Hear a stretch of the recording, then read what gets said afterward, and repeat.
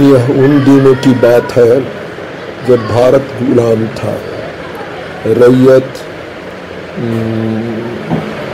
तहसील, छोटे छोटे जमींदार एवं छोटे छोटे राज हुआ करते थे, जैसे हथुआ राज, तमकुही राज, गिद्धौर राज, डुमरांव राज, दरभंगा राज और ये लोग अपने पास लठैतों को रखते थे और वसूली किया करते थे। उससे कुछ अंग्रेज़ों को भी देते थे और उसके एवज में इनको कुछ विशेष अधिकार प्राप्त होता था। इस तरह से इनका कामकाज चलता था। सब स्टेट अपने अपने राज्य में कुछ लठैतों को रखते थे, कुछ स्टाफ रहता था, मैनेजर भी कहीं कहीं रहता था। एक युवक था जो करीब 20 वर्ष का था, उसका नाम था सोनाराम, आँख से अंधा था। कहते जा रहा था कि मुझको रख लो, कोई मुझको रख लो, मैं अद्भुत काम करता हूँ और मेरी पगार करीब करीब 1500 पर मंथ होगी। एक सुना और छोटा सा स्टेट था, उसको रख लिया और इसके बाद से उसको पगार मिलने लगी 1500 रुपया। अब उस समय 1500 रुपया बहुत बड़ी राशि थी। उससे कम जो पा रहे थे स्टाफ, सब जलने लगे कि भाई ये कुछ काम करता नहीं है और 1500 हर मंथ में ले लेता है। एक दिन उस राज्य में एक जौहरी आया और अपने साथ एक अद्भुत हीरे का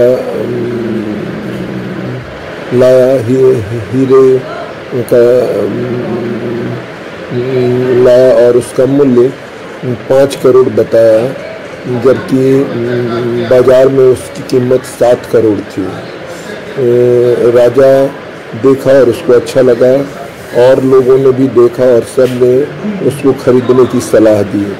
एक शरारती स्टाफ था, सो कहा कि क्यों नहीं इस हीरा को उस अंधे को भी दिखा लिया जाए, अगर ठीक निकला तो ठीक निकला, अगर गलत निकलेगा तो उसकी छुट्टी हो जाएगी। सबने इसमें सहमति जाहिर की और उस सोना दत्त जो रखा गया था उसको दिखाया गया। सोना दत्त हीरे को उलट पुलट के देखा और कहा कि अगर इसमें होल होगा तब।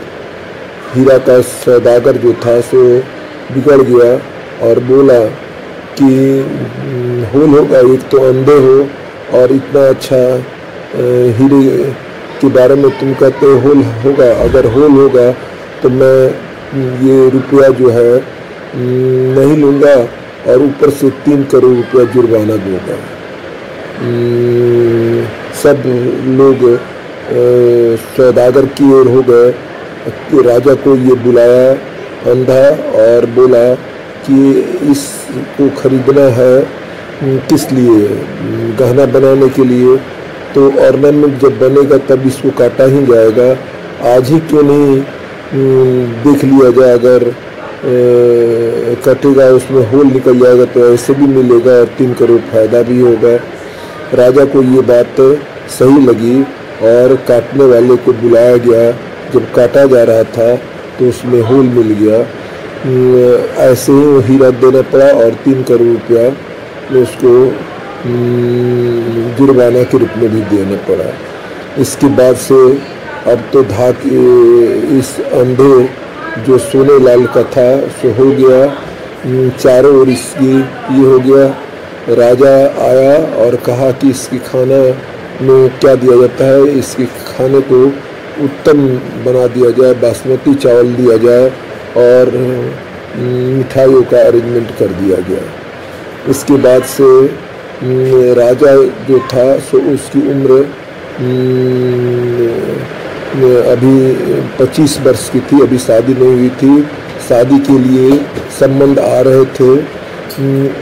एक शादी के जोड़े उसको सबने पसंद किया और उसके बाद से फिर वही शरारती स्टाफ ने कहा कि अच्छा है कि इस जोड़े को लड़की को का फोटो इत्यादि उस दत्त जी सोने दत्त जी से दिखा लिया जाए, अगर गलत निकलेगा तो उसकी छुट्टी हो जाएगी। सब ने कहा कि अच्छी बात है और ये प्रपोजल सोना दत्त के पास रखा गया। सोना दत्त ने कहा कि इस फोटो को क्या देखना है, मैं लड़की को ही देखूंगा और लेकिन उसको गहने और पोशाक अच्छे कपड़े में रहना चाहिए। उसके बाद से लड़की आई गहना पहनकर और सज धज के आई तो दत्त जी ने कहा कि हाँ शादी हो, जोड़ का तोड़ मिला हुआ है। इसके बाद से शादी हुई। शादी होने के बाद से राजा हमेशा इस बात पर सजग था कि अंधा आदमी तो जोड़ का तोड़ बोलता था। एक दिन आया और अंधे से पूछा राजा कि आप महाशय जोड़ का तोड़ बोले थे, इसका मतलब क्या है? आगे शादी हो गई ना, अब ये मत पूछिए।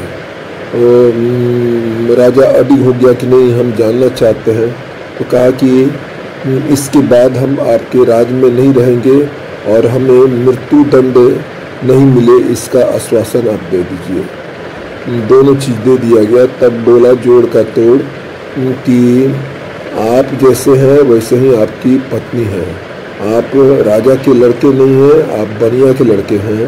और उधर जो है सो वह भी जो है नर्तकी की लड़की है। राजा पहले तो गुस्सा में आया, बाद में इसका पता लगाया तो बात बिल्कुल सच निकली। आया राजा और कहा कि आपको हम नहीं जाने देंगे, आप हमारे भगवान हैं, लेकिन आप बताइए कि आप कैसे जाने, ये बात सही है। कहा कि मैं तो रहूँगा नहीं, मैं तो चला ही जाऊँगा, बात बता देता हूँ तुमको।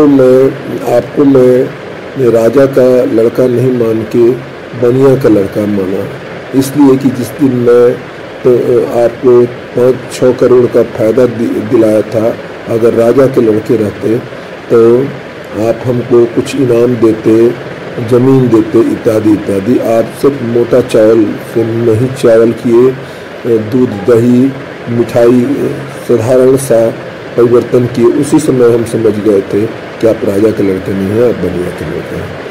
और जहाँ तक नर्तकी के बारे में है वो भी कॉमन सेंस है। जब हम उसको बुलाए सब सज धज कराने के लिए, तो उस समय अगर शालीन परिवार से रहती तो कब आई और कैसे चली गई पता नहीं चलता, लेकिन झनझन का आवाज़ हो रहा था। हमने निष्कर्ष निकाला कि नर्तकी की बेटी है। यही हमारा विद्या है, इसके लिए कोई विशेष पढ़ने की ज़रूरत नहीं है, ये साधारण ग्रामर से भी जाना जा सकता है। इसलिए मैंने कहा कि जोड़ का तोड़ है और शादी होनी चाहिए, और शादी हुई। राजा बहुत रिक्वेस्ट किया उनको रहने के लिए, लेकिन वो रहा नहीं, चल लिया। और उसी समय से ये कहावत प्रसिद्ध हो गई, जोड़ का तोड़। इसको कई जगह इस तरह से भी कहा है कि पंडित को पंडित मिले मिले सोम को सोम, राजा को राजा मिले मिले डोम को डोम। और एक भोजपुरी में इसको कहा गया है, उसका भी उल्लेख कर देना यह उचित समझते हैं। शादी में 2 व्यक्तियों का बहुत महत्व होता है कराने में, पंडित और नौआ। दोनों पक्ष में ये दोनों रहते हैं। एक शादी हो रही थी जिसमें लड़का बहुत सुंदर दिख रहा था, तो एक नौआ बोला कि जो शादी हो रही है उसमें लड़की पक्ष जीत गया, कहा कि जीत ले रे कानी जीत ले। तो दूसरा पक्ष था तो सोचा कि ये समझ नहीं रहा है कि बोल रहा है जीत ले। वो बोला कि बर उठस तब न जानी, मैंने बर लंगड़ा था, तो इसलिए लंगड़ा की जोड़ी अंधे से शादी हो रही थी, तो ये भी जोड़ता तोड़ता आज की कहानी यहीं समाप्त की जा रही है। धन्यवाद।